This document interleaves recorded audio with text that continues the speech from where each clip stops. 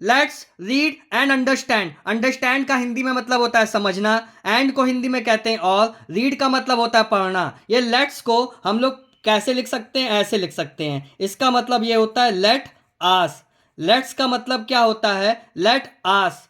ये क्या है, एक प्रस्ताव का सेंटेंस होता है। कुछ लेट के सेंटेंसेस का मतलब ऑर्डर देना भी होता है। ये हमारा लेट आस्क का क्या मतलब होता है, प्रस्ताव देना, प्रपोजल देना, मतलब पूछना। मैं आपसे पूछ रहा हूं, प्रस्ताव दे रहा हूं कि आप मेरे साथ ये कहानी पढ़ें। हम कहानी पढ़ते हैं और समझते हैं। Let us read and understand. Ask का मतलब होता है हम। Now let's read this story about the little bee who lost his way home. Full stop. Home का हिंदी में मतलब होता है घर, वे का मतलब होता है रास्ता, लॉस्ट मतलब खोना, हिज मतलब उसका, वो मतलब जो, बी को हिंदी में कहते हैं मधुमक्खी, लिटिल का मतलब छोटी, अबाउट का मतलब के बारे में, स्टोरी को हिंदी में कहते हैं कहानी, रीड का मतलब होता है पढ़ना, नाउ को हिंदी में कहते हैं अब।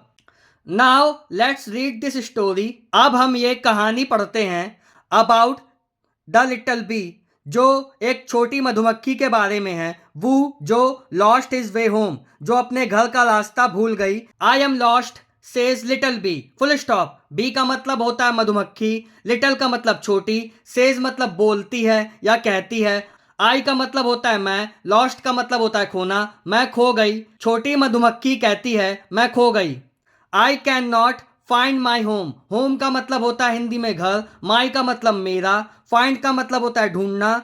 देखिए, जब भी किसी सेंटेंस में कैन लग जाता है, जब भी किसी सेंटेंस में कैन लग जाता है तो याद रखिएगा, जब उसका हिंदी में अनुवाद करते हैं तो आखिरी में क्या आएगा, सकता है, सकती है, सकते हैं आएगा। किसके हिसाब से, सब्जेक्ट के हिसाब से आएगा। आई को हिंदी में कहते हैं मैं अपना घर नहीं ढूंढ सकती हूं।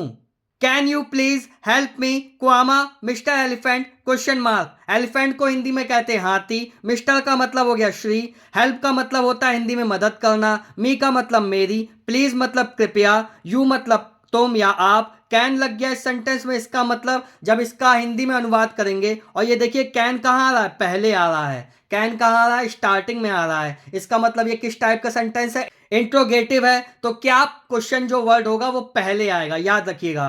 Can you please help me, तो कैन लग गया। जब इसका हिंदी में अनुवाद करेंगे तो आखिरी में क्या आएगा, हिंदी में सकता है, सकती है, सकते हैं आएगा, याद रखिएगा। हाथी जी, क्या आप कृपा करके मेरी मदद कर सकते हैं। Is this nest your home comma little bee, question mark, the elephant asked. Full stop. Is लग गया इस सेंटेंस में। ये भी देखिए किससे शुरू होगा, इससे। इसका मतलब ये भी कौन सा, इंट्रोगेटिव टाइप का है, तो इसमें भी किससे शुरू होगा, क्वेश्चन वर्ड से शुरू होगा। नेक्स्ट को हिंदी में कहते हैं घोंसला, दिस का मतलब यह, योर मतलब तुम्हारा, होम मतलब घर, लिटिल बी, लिटिल को हिंदी में कहते हैं छोटी, बी को हिंदी में कहते हैं मधुमक्खी, द एलिफेंट हाथी, आस्क का मतलब होता है पूछना। हाथी ने पूछा, क्या ये घोंसला तुम्हारा घर है, छोटी मधुमक्खी। Oh no cries little bee. Full stop. Cries का मतलब होता है रोना या बोलना या दुखी होकर बोलना। ओ नो अरे नहीं, क्राइस लिटिल बी, छोटी मधुमक्खी ने दुखी होकर बोला अरे नहीं।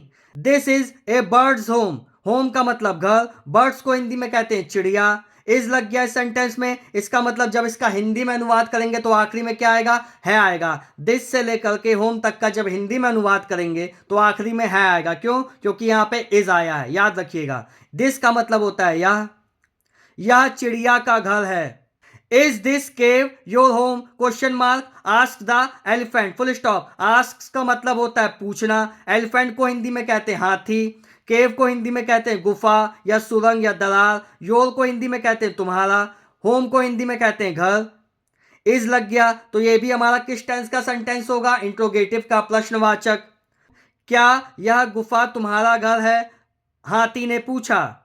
ओ no that's a bat's home. Full stop. Home का मतलब होता है घर, बैट का मतलब होता है चमगादड़, ए का मतलब एक, दैट का मतलब यह, ओ नो अरे नहीं, ये तो चमगादड़ का घर है। Is this hive your home comma little bee, question mark. Bee को हिंदी में कहते हैं मधुमक्खी, लिटिल को हिंदी में कहते हैं छोटी, होम को हिंदी में कहते हैं घर, योर को हिंदी में कहते हैं आपका या तुम्हारा, हाइव को हिंदी में कहते हैं छत्ता, दिस का मतलब यह। देखिए इस सेंटेंस की स्टार्टिंग में इज लगा है, इसका मतलब जब इसका हिंदी में अनुवाद करेंगे तो हमारा क्वेश्चन वर्ड से शुरू होगा, क्या से शुरू होगा, याद रखिएगा।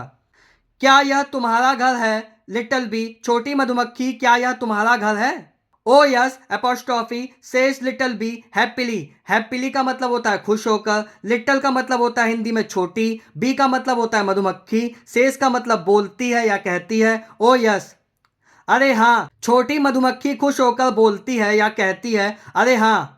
This is my home, full stop. Home का मतलब होता है हिंदी में घर, माई का मतलब होता है मेरा, दिस का मतलब होता है यह। देखिए इस सेंटेंस में इज लग गया। जब भी किसी सेंटेंस में is am are helping verb होती है तो उसका जब हिंदी में अनुवाद करेंगे तो आखिरी में है आएगा। याद रखिएगा, यह मेरा घर है आया लास्ट में। Thank you for helping me comma mister elephant, full stop. Elephant को हिंदी में कहते हैं हाथी, हाथी जी। थैंक यू का मतलब शुक्रिया या धन्यवाद, फॉर का मतलब के लिए, हेल्पिंग मी, हेल्पिंग का मतलब होता है हिंदी में मदद करना, मी का मतलब मेरी, मेरी मदद करने के लिए धन्यवाद या मेरी मदद करने के लिए शुक्रिया हाथी जी या श्री हाथी। श्री हाथी जी या हाथी जी, मेरी मदद करने के लिए धन्यवाद या शुक्रिया। ये एक छोटी सी कहानी है, शॉर्ट स्टोरी है, किसकी? एक लिटिल बी की, छोटी मधुमक्खी की और हाथी की। इसमें हाथी ने क्या किया? छोटी मधुमक्खी की उसका घर ढूंढने में मदद की। इससे हमें कई चीजें पता चली। क्या पता चली? कि जो चिड़िया होती है वो घोंसले में रहती है, मतलब नेस्ट में रहती है। बर्ड्स कहाँ होती हैं? नेस्ट में रहती हैं। बैट्स कहाँ रहते हैं? केव में रहते हैं। चमगादड़ कहाँ रहते हैं? केव में रहते हैं। और तीसरा, मधुमक्खी कहाँ रहती है? छत्ते में रहती है, हाइव में रहती है। अगर आपको ये शॉर्ट स्टोरी अच्छी लगी हो तो चैनल को सब्सक्राइब कीजिएगा, वीडियो को लाइक कीजिएगा। Thank you.